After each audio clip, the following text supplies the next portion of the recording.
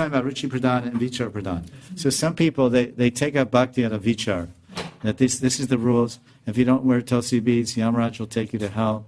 If you don't do bhakti, then you'll never go anywhere. And so out of fear of punishment, or I should do this. I'm a human being. I should do this.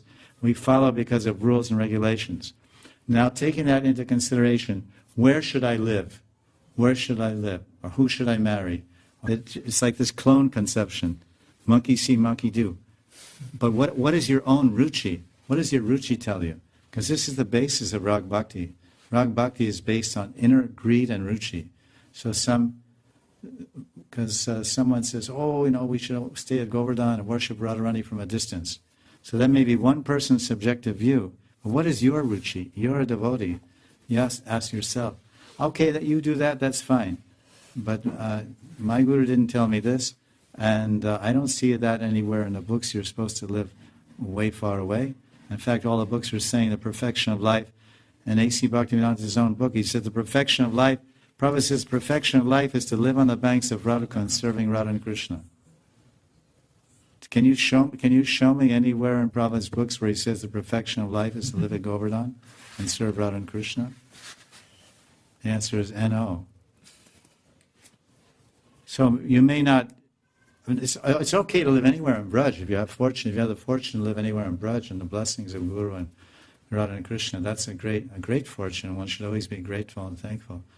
But to preach that this is the way, and that some other way is not the way, that's wrong, because you don't have the backing of Shastra. In one sadhu's subjective view, one sadhu comes here and lives here, a great sadhu, and he says, I prefer to keep Radhakund on my head and stay at a distance. So that was said. And then the followers of that sadhu, they built temples. So they built temples down near Dangati. There's different Gaudiya Math temples down there, and following that instruction.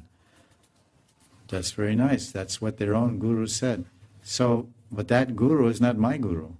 So what did my guru say?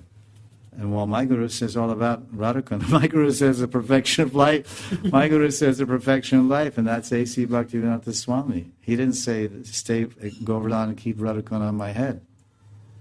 So people, I know God brothers that are following, and Prabhupada himself said repeatedly, don't jump over the guru.